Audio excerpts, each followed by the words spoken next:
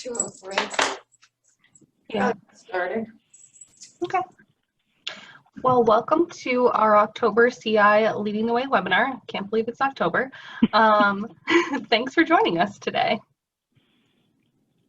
So today's webinar is going to be about background screening trends and uses in today's global economy. So you're here either with us today or watching this video at a later date and time because you want to stay compliant. You want to get the best value, and you want to be aware of innovations in the background screening industry that will enhance the quality of your workforce. So professional background checks are key to help safeguard today's increasingly globalized workforce. A new survey from the Professional Background Screening Association, which Commercial Investigations belongs to, affirms that nearly all organizations utilize background checks. So we're going to review that report with some trends and other tips and tricks from the screening industry based upon this survey that HR.com and the Professional Background Screening Association put together.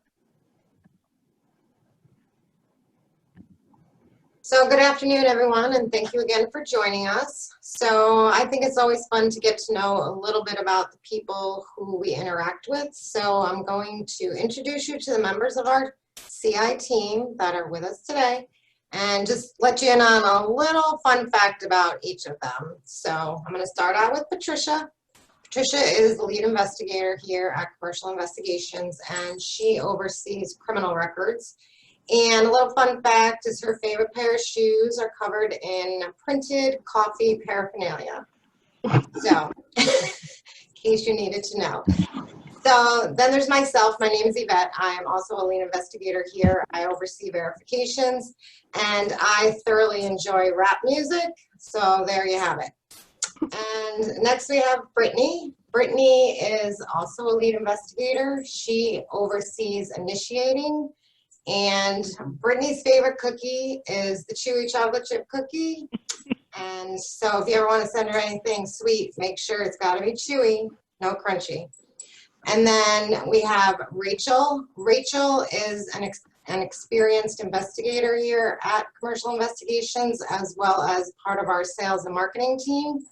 And a little fun fact is that she loves panda bears, and she has a nice little collection of stuffed ones at home. So now we're going to get to our special guest presenter today. That would be Michelle. Michelle is the president of Commercial Investigations. She is a licensed private investigator. And fun fact is that she is professionally trained percussionist as well. So now that we have met, I'm going to turn it over to Rachel, and she's going to get us started. Thank you, Yvette. So Michelle, how important is background screening to employers these days? Sure. So according to the survey, 94% of employers are doing some type of background screening, and 73% of those actually have, what? Oh, hang on. Oh, dude, wants an introduction, Yvette. I went to the office, and he was still in his remote working environment, and he said he wanted to come home and stay with me and remote work from home. So Due Diligence is joining us today. Excellent. So basically, of those 94% doing background checks, only 73% have a written documented policy. I thought that the discrepancy was interesting because, you HR professionals, it's policy, policy, policy. So there are so many reasons to background screen. What are some of the top reasons employers should conduct background checks? Sure. So employers are really interested in the safety and improving the quality of their hires. When ranking them, they talked about protecting employees and customers as the number one. 83% do it because of that. The improving the quality of hires is 51%. And then mandated by law and regulation is 40%. We see that one creeping up a little bit as there's more and more mandates. And it's even beyond laws and regulations these days. Like some nonprofit organizations like youth sports and stuff like that, they're governed by the U.S. Olympic Committee. And so there's requirements coming down from there that aren't necessarily laws or regulations, but they are requirements in order to operate type of situation. So Survey respondents also cited that protecting the company reputation and preventing or reducing theft and embezzlement as motivations to do background checks as well. And so we talked about volunteers and also full-time employees, but who else should be screened? Sure. So now we're getting into some slides here where actually we're looking at 4 years worth of data. So starting in 2017, they've asked a lot of the same questions. So we have some interesting data. So of course you would expect full-time employees to be relatively straight, a little bit increase there. But you see now people are more conscientious and aware of that. Their clientele and the people that they're really looking to protect, you know, are interacting with everybody you bring into an organization, whether it be part-time, contingent, contract, volunteer, unpaid, even vendors. So you see that in 2020, the amount is increasing greatly for like part-times, contingent, volunteers, and then vendors. So people are starting to do it across the realm of people who interact with their clients or vulnerable populations. And most commonly, when are these background checks happening? Sure. So a lot of times it's happening up front. You know, 66% of employers actually wait for a conditional job offer to conduct background checks. Now that's gotten more and more. And I think one of the driving factors here is the ban the box laws and regulations that require you to wait till a certain time in the hiring process in order to ask questions about criminal background checks. So I think that that's been a driving force in increasing the amount of employers who are actually waiting till after a conditional job offer is made. But you see, in addition to pre-employment, you've got sometimes there's for cause after hire, sometimes there's annually or more frequently, which we'll refer to as continuous monitoring or vigilant. There's at the time of promotion and transfer. That's been a very popular thing that's in a lot of policies, but there's not a lot of promotions and transfers. But most policies I review give the employer the option to do a background check then. And one of the reasons they want to do that is because sometimes the new position has requirements such as an education level or something that the other position didn't have, and they want to make sure the person has attained that, and so that they're complying with their job descriptions. Then you have the regular basis, less than annually, and then you have random. Random was the precursor to continuous hiring because you basically, it's like a random drug testing. You have a random pool, those people selected, then have the background check conducted on them. So it controls costs and was a way of doing continuous monitoring. Now we see, you know, volunteer organizations are checking their volunteers more often than employers are checking their employees. I think we're going to see employers get caught up with that in the future. But a lot of the nonprofit organizations we work with, like youth sports and stuff, every 2 or 3 years, they're rechecking everybody. Excellent. So at CI, we are global in scope, and many of our clients do international background checks. But Michelle, do you think international screening capabilities are important to employers? You know, I do. And, you know, our prospects are asking us about this. They want to know we can do it. Even though it's a smaller percentage that actually end up having that person that has resided outside of the United States in the last 7 or 10 years, whatever their policy is, they want to know that whoever they partner with has the capability of doing that. And as we become a more and more global world economy and people are even more transient, it's going to become even more and more important. So let me just take a sidetrack here and talk about what CI does with its international background checks. So the information available internationally varies greatly depending upon the country. So can we get a credit report? Can we get criminal records? Can we get an employment or an education verification? That can all vary by country.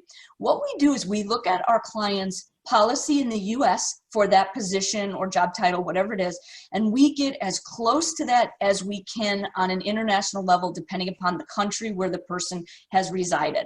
So our clients don't have to do a whole lot of work. They just got to tell us, look, this person's lived in the other country and we approve you to do what you need to that's equivalent to us. It's a little more expensive on the international side, which is understandable, but yet they get that background check that's equivalent to what they would get in the US had the person been in the US the whole time. Excellent. Thank you, Michelle. That's great information. So we've talked a lot about general background check information, but now let's talk about Patricia's favorite inquiry, which is the criminal background checks.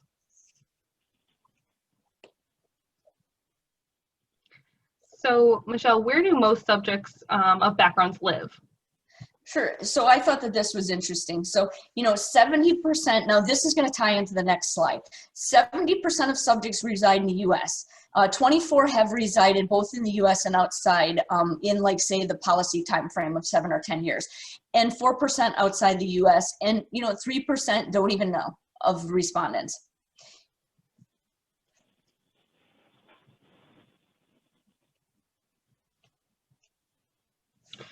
So what locations then should the employers check for? Sure. So then looking at these, you had 70% resided in the US, but then we have 63% doing US only. 28% doing both US and international, and then 5% only doing international. I thought it was interesting you would have a background check program, everything put together, and only do international. Unless, of course, you are an international company that responded to this. That would make some sense. And again, 4% don't know. So it's interesting, the not known. I'm just curious why an HR person wouldn't know what their policy is and what the depth and breadth of their background check is. And Michelle, what do you suggest for employers? What do you suggest they should be running on all candidates? Sure. So we've got 3 slides here, and again, showing the 4 years. So the first slide starts talking about all candidates. So a lot of employers have at least one package, but a lot of them may also have multiple packages depending upon the position. So when you're talking about across the board, everybody, you're going to get some kind of social security number origin is what ours is called, some kind of a trace that shows you the names and addresses they've lived at, so you know where to do those criminal record checks. Then there's a small percentage doing credit. We're seeing a little uptick in credit after credit had ticked down a little bit. We see education and employment both with huge rises in the last year based on the survey. And we've seen that as a company too. A lot of our existing clients have added education and employment to their background checks that didn't do it before. We see a little drop in motor vehicle, which is interesting because even if the person doesn't drive for the job, you get so much good information from a motor vehicle check.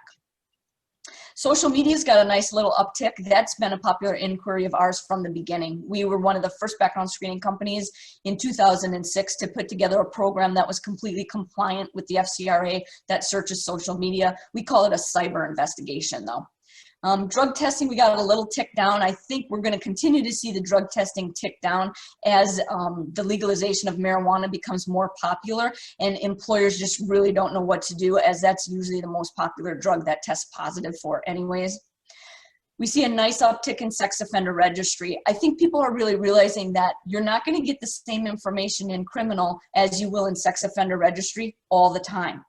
People are registered as a sex offender where they live, which may not be where they committed the crime, which will be the difference in the resulting information you'll get in your final report. And we see a nice tick in professional license verifications. I think people are realizing that, look, if you're requiring this for the job, why aren't you validating that they have the professional license? So then the next slide gets into, well, what are you doing for some candidates? So here's an example of employers that have multiple packages depending upon the different positions, say, or job bands. Sometimes they'll do it in. Licensed professionals get this. People who drive for the job get this. People who handle checks get this. So you still have the social security number trace is, on some, that's a pretty small amount because most people are doing that across the board. We've got some credit, which would make sense. Education would make sense. If it's in your job description, you should be validating it. Some employment, a big uptick in motor vehicle here on some candidates, which people are realizing that you can get those regularly for people who are going to drive. The big uptick in social media, of course. Drug testing has a rise here for some candidates. So again, people are doing it depending upon the position. Some sex offender, and again, a big uptick in professional license when that position requires it. So then no candidate. So when is somebody not doing a search at all? So the social security number and address trace is very small. Some background screening companies and some employers only do the names and addresses disclosed by the subject. I don't necessarily find that recommended, as it can really vary whether somebody's going to either accidentally forget information or intentionally falsify information. So there's a lot of great third-party databases, not the Social Security Administration, but third-party databases that produce like credit headers, voting records, other types of information with personal identifiers that'll associate a name and an address so you know where to search. Again, credit and finance on none, and social media on none are some big ones. And that really stems from, you know, a company's philosophy and culture. Some don't care about credit, they don't want credit. And sometimes they're not even in an industry where it really matters. And then social media, you really have, you know, most organizations have a policy, either we're not going to search social media or we are, and here's what's going to be done. That's one that really is very heavily policy driven. But then there's a lot of organizations that just say, we're not going to search social media. Yes, that coworker might do it and might come to us with what they found, and we're going to say, we have a policy that says we don't search social media. It's not part of our hiring process. You know, thank you, but no thank you, type of situation. So I think that's why we're seeing some of those high ticks on this chart. And Michelle, can you explain the importance of utilizing personal identifiers? Sure. So PII, personal identifying information, is generally one of 4 categories. And usually it's not advisable to have 2 of them together in a non-secure document or email. But we're talking about a name, social security number, date of birth, address. So when you have that information, then you know where to look, where to search. So that's very important. And it's also important to have multiple identifiers for situations where certain information is redacted, like at the federal court system or even some of the local and court systems. They used to have social security numbers all over the place. Now you can't find one. But what you can do is call the clerk and say, look, I have this name match and the date of birth matches too, but I've got a social. If I give you this social, can you tell me whether or not it matches your social? And 9 times out of 10, they're going to do it for you right away. You know, so sometimes you got to get to the right person who knows that they have the social security numbers and knows how to get them, because like I said, it's redacted a lot. So personal identifying information is really important. Sometimes the lack of personal identifying information at the court or other resource that we're trying to tap can lead to delays as they try to match it up, or we try to match it up and make 100% validation that, yes, this is your person. It's not just a name twin. You know, it's amazing how many people have the same names as some of us. I don't have any, but I'm the only one. I talked to a person once in a investigation I was doing. He's like, I gotta be the only one in the United States. I said, actually, there's 9 of you. And he's like, oh, really? And so then I'm like, but are you this one? And he's like, yeah, that's me. So. Very interesting. So who was surveyed here? Sure. So this is always good to know, where's this information coming from? Are these people like me? You know, are these organizations like me? And I thought there was a really good representation done here by the HR.com and PBSA people. The survey includes organizations of all types and sizes. 37% of respondents are from companies with fewer than 100 employees. 29% have 100 to 499 employees, so we're getting a good representation in both of those categories, and then obviously in the over 500 categories, the remainder.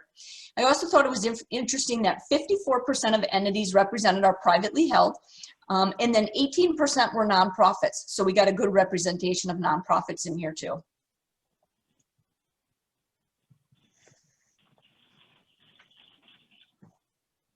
So I just wanted to give a little bit about PBSA.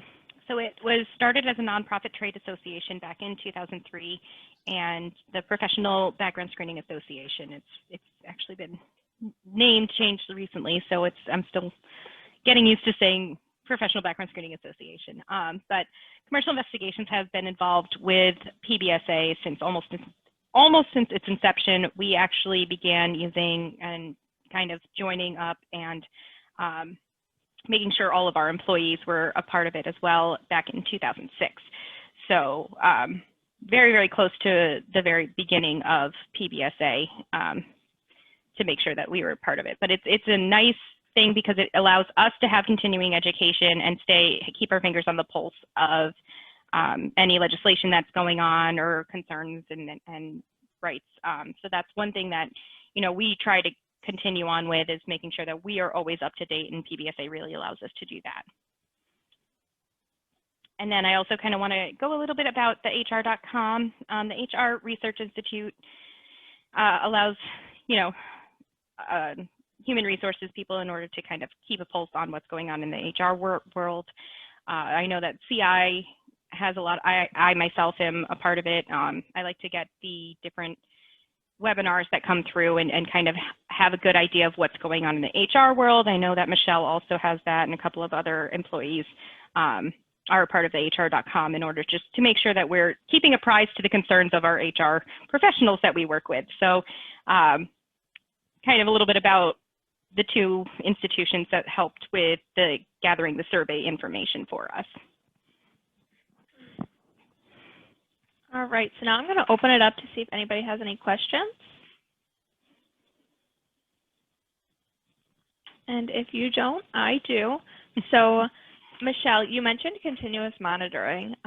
What exactly is that, and how do our clients go about getting on board with that? Sure. So continuous monitoring is kind of the Kleenex name for tissues. So there's infinity screening. In our case, we call it Vigilant. It's our Vigilant services. But basically, ours, we have criminal record monitoring, DMV monitoring in New York, medical sanctions monitoring, and New York criminal record monitoring as well. So we've got 4 different Vigilant services. So most of them run at least monthly, if not daily, if not every 15 minutes. So it's a way to continuously monitor your employees against certain data sets. So we have those 4 different sets of data. We have a number of clients who've chosen various ways to do this, and we actually had one this morning. We have a conversation with the client. What are you looking for? What's your objective? Here's some options we have for you, and here's how it would work. And a lot of times it involves the upload of a file, which our staff will do for our clients, and then that file gets run, and whenever there's any results, we research those results, make sure there's a positive identification, again, making sure it's not a name twin, and then we make sure we have the most recent up-to-date information we relay, so that we're not relaying information that is not found to be a conviction or isn't currently pending criminal information. But it's basically continuously monitoring your employees to make sure that there's not criminal activity that you're not aware of. And like the client we talked to this morning, it was a situation where, you know, in their policy, they have that individuals are supposed to self-disclose in 48 hours if they're involved in a altercation or something of whatever nature their policy explained. All right, well, thanks for that one, Michelle. And then I just have one more question. So how important is it to run, you know, all of the subject's past address history instead of just their current? Sure. So when anybody, whether it's the Department of Labor or a court or anybody's looking at your policy, they're looking at how many names and how far back have you gone when it comes to criminal record searches. If you're only doing primary name, current jurisdiction, you're missing a lot of areas. Usually a person has lived in at least 1.5 criminal record jurisdictions in the last 7 to 10 years, and on average, every other person has 1.5 names. So you're missing a lot of statistical, you know, if you ran those statistics, you're missing a lot of possible criminal record information, and that's not really a good policy that somebody's going to say, you had a really good policy, something went wrong here, but on its face you have a good policy that you've applied across the board.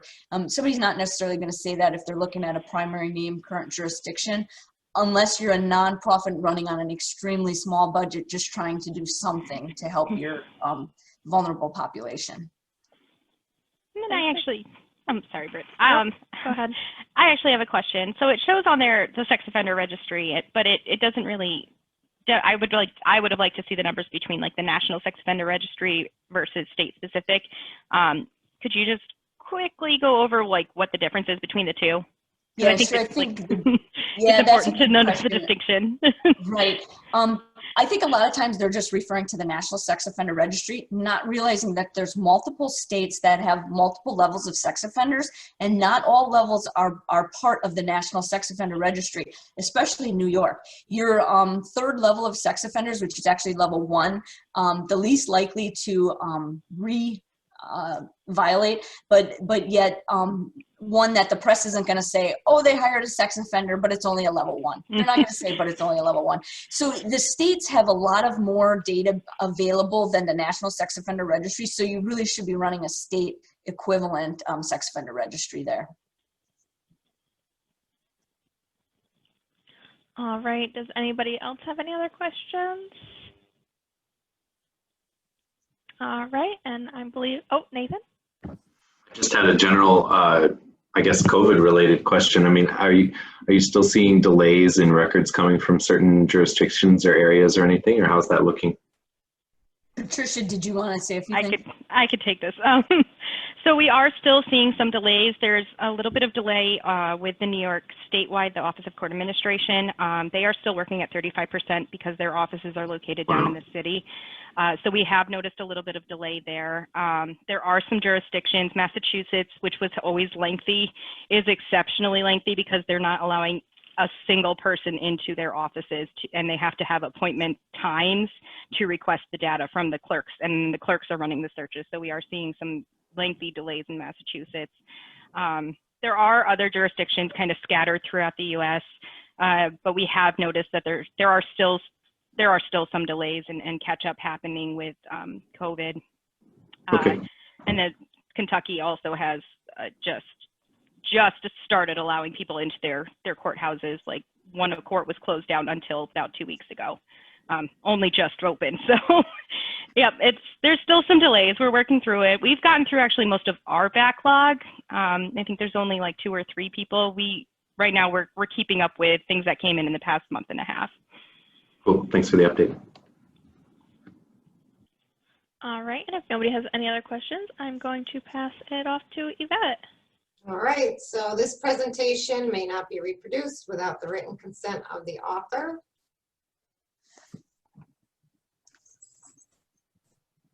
And if you want to get in touch with us, on the screen you'll see our contact information.